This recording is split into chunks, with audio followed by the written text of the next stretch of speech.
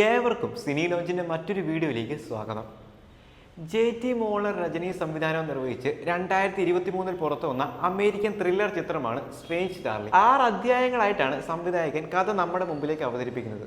അവയെല്ലാം തന്നെ ഷഫിൾ ചെയ്ത രൂപത്തിലും കൂടിയാണ് നമ്മളിലേക്ക് എത്തിക്കുന്നത്.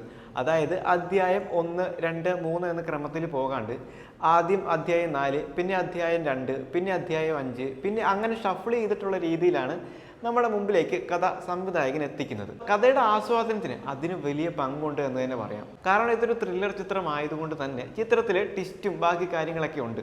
അതൊക്കെ ഒരു ട്വിസ്റ്റായിട്ട് തന്നെ അനുഭവപ്പെടണമെങ്കിൽ ഇങ്ങനെ ഒരു നോൺ ലീനിയറായിട്ട്, അതായത് ഇങ്ങനെ ഓരോ അധ്യായങ്ങൾ ഷഫിൾ ചെയ്ത രീതിയിൽ നമ്മൾ കണ്ടെങ്കിൽ അതൊരു ട്വിസ്റ്റായിട്ട് തന്നെ നമുക്ക് തോന്നുള്ളൂ. ഇനി നമുക്ക് മെല്ലെ കഥയിലേക്ക് വരാം.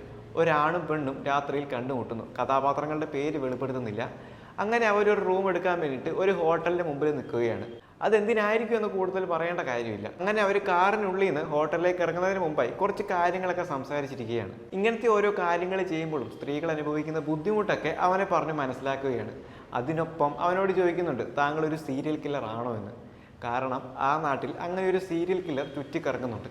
അങ്ങനെ ആ കഥകളൊക്കെ കഴിഞ്ഞ് അവർ മെല്ലെ റൂമിലേക്ക് ചെല്ലുന്നു. അവിടെ വെച്ച് ചെറിയ ചെറിയ കാര്യങ്ങളൊക്കെ നടക്കുന്നുണ്ട്. അതൊക്കെ കണ്ട് തന്നെ മനസ്സിലാക്കേണ്ട ഒന്നാണ്. പിന്നീട് കാണിക്കുന്നത് അവൾ അവിടെ നിന്ന് ഓടി രക്ഷപ്പെടുന്ന രംഗങ്ങളാണ്. ഓടൽ എന്നൊക്കെ പറഞ്ഞാൽ ഒരു ക്യാറ്റ് ആൻഡ് മൗസ് ഗെയിം പോലെ ഒരേ ഓട്ടമാണ്. ഒരു സീരിയൽ കില്ലർ ചിത്രമാണെന്ന് പറഞ്ഞതുകൊണ്ട് തന്നെ നിങ്ങൾക്ക് മനസ്സിലായി കാണും അയാളുടെ കയ്യിലകപ്പെട്ടാലുള്ള അവളുടെ അവസ്ഥ. അതുകൊണ്ട് തന്നെ അവൾ ഓടുകയാണ്, ജീവന് വേണ്ടി ഓടുകയാണ്. കാണുന്ന വീടുകളിലെല്ലാം കയറി എന്നെ രക്ഷിക്കൂ എന്ന് പറഞ്ഞ് അലറുകയാണ്. അങ്ങനെ ഓട്ടം അവളെ ചെന്ന് എത്തി നിൽക്കുന്നത് 2 ഹിപ്പികൾ താമസിക്കുന്ന ഒരു വീട്ടിലാണ്. അങ്ങനെ അവളെ സഹായിക്കാമെന്ന് പറയുന്നു. പിന്നീടുള്ള സംഭവങ്ങൾ നിങ്ങൾ കണ്ടു തന്നെ അറിയേണ്ടതാണ്. കാരണം ഇനി എന്തെങ്കിലും പറഞ്ഞാൽ അത് ചിത്രത്തിൻ്റെ കഥയിലേക്ക് കൂടുതലായിട്ട് വരും. അത് നിങ്ങളുടെ ആസ്വാദനത്തെയും ബാധിക്കും. ചിത്രത്തിൽ എടുത്തു പറയേണ്ട ഒരു കാര്യം ചിത്രത്തിൻ്റെ സിനിമാറ്റോഗ്രഫിയാണ്. ആ ഒരു നിഗൂഢത നിറഞ്ഞ അന്തരീക്ഷം നമ്മളിലേക്ക് എത്തിക്കുന്നതിൽ ക്യാമറയ്ക്ക് വലിയ പങ്ക് തന്നെയുണ്ട്. പ്രത്യേകിച്ച് ചിത്രത്തിൽ അധികം ക്യാരക്ടേഴ്സ് ഒന്നുമില്ല. അതുകൊണ്ട് തന്നെ ലിമിറ്റഡ് ആയിട്ടുള്ള ക്യാരക്ടേഴ്സിനെ വെച്ചുകൊണ്ട് ആ ഒരു നിഗൂഢത നമ്മളിലേക്ക് എത്തിക്കാൻ സംവിധായകന് സാധിക്കുന്നുണ്ട്. അതിനൊപ്പം സിനിമ ഒരു ഒറ്റപ്പെട്ട സ്ഥലത്താണ് നടക്കുന്നത്.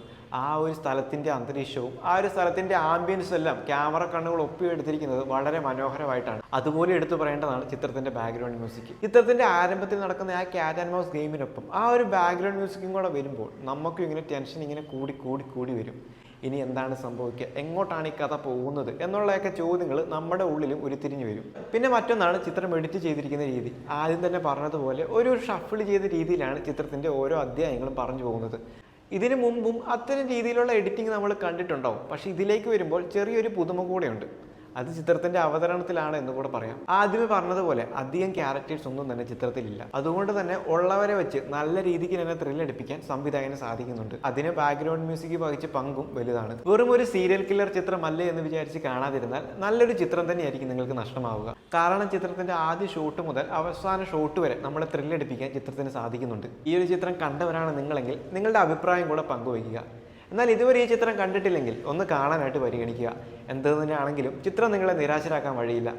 അപ്പം മറ്റൊരു ചിത്രത്തിൻ്റെ നല്ലൊരു വിശേഷവുമായി അടുത്ത വീഡിയോയിൽ വീണ്ടും കാണാം.